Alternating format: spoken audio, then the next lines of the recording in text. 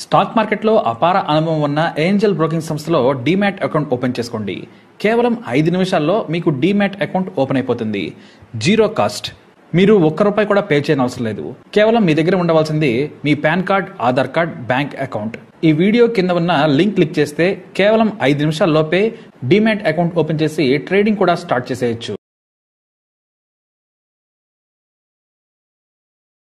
Bengaluru rave పార్టీలో నటి హేమ సహా ఎంతో మంది మత్తురాణులు, కిక్కురాజులు పోలీసులకు దొరికిపోయారు. అయితే ఈ విలాసవంతమైన రేవ్ పార్టీ నిర్వహించిన వ్యక్తి పేరు లంకపల్లి వాసు అలియాస్ వాసు. ఇతని గురించి తెలిసి యావత్ దేశ ప్రజలే షాక్ అవుతూ ఉన్నారు. ఎందుకంటే జీవితం మీద కసితో ఎదిగాడు, కాకపోతే అడ్డదారులు తొక్కాడంతే. దారుణమైన జీవితం, చుట్టూ కష్టాలతో మొదలైంది వాసు జీవితం. ఇతను ఉండేది విజయవాడలోని ఆంజనేయ వాగు సెంటర్. తండ్రి లేడు, చిన్న గుడిసెలో జీవితం మొదలైంది. తల్లి దోశలు అమ్ముకొని పిల్లలను పెద్ద చేసింది. ఆ తర్వాత ఆమె LIC ఏజెంట్ గా మారింది. వాసుకు అక్కా చెల్లి ఉన్నారు. చిన్నప్పటి నుంచి కూడా వాసుకు కష్టాలు బాగా తెలుసు. అందుకే ధనికుడి కావాలనే పట్టుదల, కసి మనసులో ఉండేది. తల్లి మాత్రం బాగా చదువుకుంటే జీవితం మారుతుందని చెప్పేది. అయినా కూడా 10 వరకు నిక్కుతూ నిలుగుతూ చదివాడు. 10 పాస్ అయ్యాడు. కానీ చదువు అబ్బదని ముందే గుర్తించేశాడు. చదువు లేకపోతే జీవితంలో ఎదగలేవని తల్లి చెప్పినా కూడా చదువు మానేశాడు. ఆ తర్వాత ఎప్పుడూ తనకిష్టమైన క్రికెట్ ఆడుతూ జులాయిగా తిరిగేవాడు. క్రికెట్లో మంచి పట్టుంది. బ్యాటింగ్లో దిట్ట వాసు. క్రికెటర్ కావాలనే ఆశ ఉండేది, కానీ అది ఆచరణ సాధ్యం కాదని తేలిపోయింది. గల్లీలో ఆడే తనకు గుర్తింపు రావడం కళ అనుకున్నాడు. ఆ తర్వాత చిన్న చిన్న పనులు చేశాడు. అప్పుడే IPL హంగామా దేశంలో మొదలైంది. అతని స్నేహితులు IPL మ్యాచ్లపై బెట్టింగులు కాస్తూ ఉండేవారు. అప్పుడే బుకీలతో పరిచయం పెరిగింది. క్రికెట్ మీద అవగాహనే కాదు, అనాలిసిస్ చేయగల టాలెంట్ వాసుకి ఉంది. పిచ్ నుంచి బౌలర్, బ్యాట్స్మెన్ కెపాసిటీ అంచనా వేసి అందరికీ సాయం చేస్తూ ఉండేవాడు. ఆ తర్వాత బాల్కు 6 కొడతాడా లేదా, మ్యాచ్ గెలుస్తుందా ఓడిపోతుందా అని చెప్పి బుకీలకు భారీగా డబ్బులు వచ్చేలా చేసేవాడు. అలా డబ్బు సంపాదించడం మొదలుపెట్టి ఆ తర్వాత తానే బుకీగా మారిపోయాడు. కొన్ని మ్యాచ్ల్లో డబ్బులు ఎగ్గొట్టి మరికొన్నింట్లో డబ్బులు ఇస్తూ నెట్వర్క్ను విస్తరించాడు వాసు. విజయవాడ నుంచి విశాఖకు, ఆ తర్వాత హైదరాబాద్కు బెట్టింగ్ ర్యాకెట్ని విస్తరించడమే కాదు, తానే లీడర్ అయ్యాడు వాసు. ఇతనికి విజయవాడలోనే 150 మంది బుకీలు ఉన్నారంటే ఇక దేశవ్యాప్తంగా నెట్వర్క్ ఎంతలా ఉందో అర్థం చేసుకోవచ్చు. గతంలో జింబాబ్వే ఆస్ట్రేలియా మ్యాచ్పై వాసు పెద్ద ఎత్తున బెట్టింగులకు తెరలేపాడు. ఈ మ్యాచ్లో ఆస్ట్రేలియా గెలుస్తుందని 75% మంది కోట్లలో బెట్టింగులు కాచారు. కానీ అనూహ్యంగా ఆ మ్యాచ్లో జింబాబ్వే గెలవడంతో ఆ ఒక్క మ్యాచ్ మీదే 5 కోట్లు సంపాదించాడట వాసు. ఆ తర్వాత మ్యాచ్లు సాగినన్ని రోజులు కూడా పండగే. తర్వాత ఇంటర్నేషనల్ మ్యాచ్లకు కూడా బెట్టింగులను విస్తరించాడు. ఇలా కోటాను కోట్లు సంపాదించే క్రమంలో నాయకులకు లంచాలు ఇచ్చి పరిచయాలు పెంచుకున్నాడు. ఆ తర్వాత కొంతమంది అధికారులను గుప్పిట్లో పెట్టుకున్నాడు. అంతే, ఇక ఆయన బెట్టింగులు వ్యవహారాలు జోరుగా సాగుతూ వచ్చాయి. అయితే రిచ్ సర్కిల్ పెరిగే కొద్దీ దందాను మార్చాడు వాసు.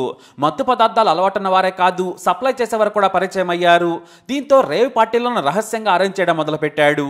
ఒక నైట్కి ₹1 లాభం వచ్చేలా భారీగా ఇలాంటి సీక్రెట్ పార్టీలను చేస్తుంటాడట వాసు.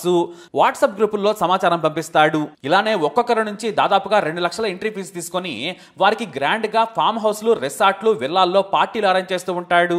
అక్కడికే రకరకాల మత్తు పదార్థాలు అమ్మేవారు వస్తూ ఉంటారు. ఇక హీరోయిన్లు, ఇతర బ్యూటీస్ కి ఎంట్రీ ఫ్రీ. వారుంటే రేటు ఇంకాస్త ఎక్కువగా ఉంటుంది. ఎందుకంటే సెలబ్రిటీలు ఉంటే కుర్రాళ్ళు, ఇతర రిచ్ సెలబ్రిటీలు అందాల కోసం వస్తుంటారు.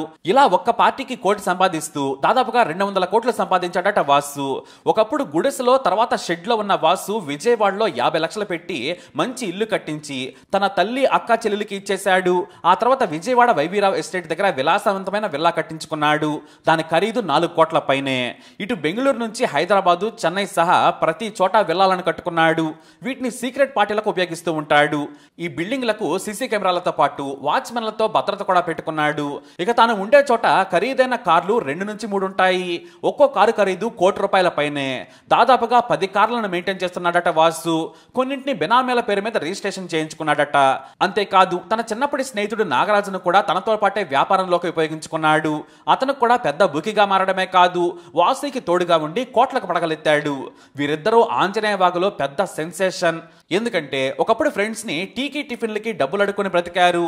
వాసుకైతే కాళ్లకు చెప్పులు కూడా సరిగ్గా ఉండేవి కావు. కానీ నేడు ₹1,00,000 విలువైన చెప్పులు, 1,50,00,000 కారులో తిరుగుతూ ఉన్నాడు. ఇటు నాగరాజు సైతం సూపర్ రిచ్ అయ్యాడు. వీరంతా ఎలా ఎదిగారా అనేది బంధువులకు, కాలనీ వాసులకు మిస్టరీ. మరోవైపు విజయవాడకు నెలకు 1 లేదా 2 సార్లు మాత్రమే వచ్చి వెళుతుంటారు. తినడానికి సరిగ్గా తిండి లేని స్థాయి నుంచి కోట్లకు పడగలెత్తిన వాసు బెంగళూరు రేవ్ పార్టీతో పోలీసులకు దొరికిపోయాడు. బెంగళూరు శివార్లోని గోపాల్ రెడ్డి అనే వ్యక్తికి చెందిన ఫామ్ హౌస్ లో రేవ్ పార్టీని అరేంజ్ చేశాడు. దాదాపు 200 మందికి వాట్సాప్ లో ఆహ్వానాలు పంపాడు వాసు అతని స్నేహితులు. ఒక్కొక్కరి నుంచి 2 లక్షలు వసూలు చేశారు. ఇక మత్తు మందులు, గంజాయి, ఇతర కిక్కిచ్చే పౌడర్లు పీల్చే వారికి చెట్ల మధ్యలో చీకట్లో టేబుల్స్ ఏర్పాటు చేశారు. అయితే దాదాపుగా 30 మంది యువతలను కూడా ఈ పార్టీకి పిలిచారు.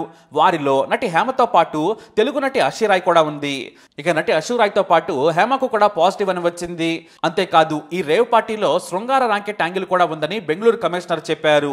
ఆ దిశగా కూడా విచారణ చేస్తున్నామన్నారు. అంటే హీరోయిన్లను, నటీమణులను, ఇతరత్రా మోడల్స్ ను ఈ పార్టీకి ఆహ్వానించారు. వారికి ఇష్టం ఉంటే శృంగారంలో ఇతరులతో పాల్గొంటారన్నమాట. ఇక ఈ అందగత్తెలందరికీ కూడా ఫ్రీ ఎంట్రీ. వారు కేవలం పార్టీకి కళ తెచ్చేందుకు, ఇతర విటులకు సుఖాన్ని ఇచ్చేందుకు వారి వారి ఇష్ట ప్రకారం ఈ పార్టీలో ఎంజాయ్ చేస్తారని పోలీసుల ప్రాథమిక విచారణలో తేలింది. దీంతో పోలీసులు ఈ ర్యాకెట్ యాంగిల్లోనూ విచారణ చేస్తున్నారు. ఎందుకంటే భారీగా సినిమా పరిశ్రమకు చెందిన యాక్టర్స్, మోడల్స్ హాజరయ్యారు. దీంతో వీరికి ఫ్రీ ఎంట్రీ ఇచ్చి వారితో తప్పుడు పనులు చేయించి కూడా డబ్బు సంపాదిస్తున్నారు అనేది పోలీసుల అనుమానం. అయితే ఎవరెవరు ఇలాంటి కుంభకోణంలో ఉన్నారనేది కూడా తేల్చే పనిలో పడ్డారు పోలీసులు. ఇప్పుడు సోషల్ మీడియాలో హేమ, ఆ తర్వాత వాసులే హాట్ టాపిక్ గా మారారు. ఆమె తాను వెళ్లలేదని చెప్పడంతో కమిషనర్ కూడా హేమ ఈ పార్టీలో ఉన్నారు, శాంపిల్స్ కూడా తీసుకున్నామని చెప్పారు. మరోవైపు ఆమె మీడియాపై దురుసుగా నోరు పారేసుకున్నారు. టైం వచ్చినప్పుడు నేను మాట్లాడతానంటూ తనకు వ్యతిరేకంగా వార్తలు రాస్తున్నారని ఫైర్ అయ్యారు ఆమె. అంతేకాని బెంగళూరు పోలీసుల గురించి మాత్రం మాట్లాడలేదు ఆమె. అసలు ఆమె గురించి చెప్పిందే పోలీసులు కదా అంటూ మరోసారి హేమపై ఫైర్ అయ్యారు. ఇక హేమ ఫ్లైట్ టికెట్ కూడా దొరికింది. హైదరాబాద్ టు బెంగళూరు శనివారం సాయంత్రమే వెళ్ళినట్లు సోషల్ మీడియాలో వైరల్ గా మారింది ఆ ఫోటో. మొత్తానికి హేమ పరిస్థితి అయితే అలా ఉంది. ఇక చెప్పులు కూడా లేని, తిండికి లేని స్థాయి నుంచి వాసు ఇలా కోటాను కోట్లు సంపాదించడం మాత్రం సెన్సేషనే. జీవితంలో కసి ఉన్న వాసు డబ్బు సంపాదనకు షార్ట్ కట్స్ వెతికి దారి తప్పాడు. కానీ ఎవరు ఊహించిన లైఫ్ ను మాత్రం లీడ్ చేస్తున్నాడు. కాకపోతే వాసు కిడ్నీ సమస్యతో బాధపడుతున్నట్లు వార్తలు మీడియాలో వచ్చాయి. మొత్తానికి ఈ వాసు ఇప్పుడు ట్రెండింగ్. మరి వాసు జీవితంపై మీ అభిప్రాయాన్ని కమెంట్ ద్వారా తెలియజేయండి. అలాగే హేమ గురించి మాత్రం అస్సలు మర్చిపోకండి. యూట్యూబ్ అప్డేట్స్ కోసం మై ఛానల్ ఫాలో అవ్వండి. అలాగే తప్పకుండా సబ్స్క్రైబ్ చేసుకోండి. అదే నేను ఇప్పుడే వీడియో బయట తీస్తున్నాను, నిన్ను కూడా లైన్ లోనే పెట్టాను. ఇప్పుడు నువ్వు ఏ ఛానల్లో వర్క్ చేస్తున్నావు? తెలుగు వన్. ఏమండి, నేను అన్ని ఆన్లైన్లోనే ఉన్నాను. నేను మంచిగా ఫామ్ హౌస్లో ఎంజాయ్ చేస్తున్నాను, చిల్ అవుతున్నాను. నా మీద ఈ ఫేక్ న్యూస్ వస్తుంది. ప్లీజ్ వేణు, నేను మళ్ళీ చేస్తాను. మన వాళ్ళు కంటిన్యూస్గా కాల్ చేస్తున్నారు. ఒక వీడియో బయట రిలీజ్ చేసేసి నీకుతో మాట్లాడతాను. ఓకే మా, థ్యాంక్ యూ.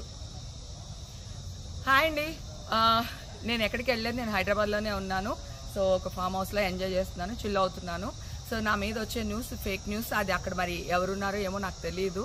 సో అది ఫేక్ న్యూస్ అండి, అవన్నీ నమ్మొద్దు. Okay, thank you.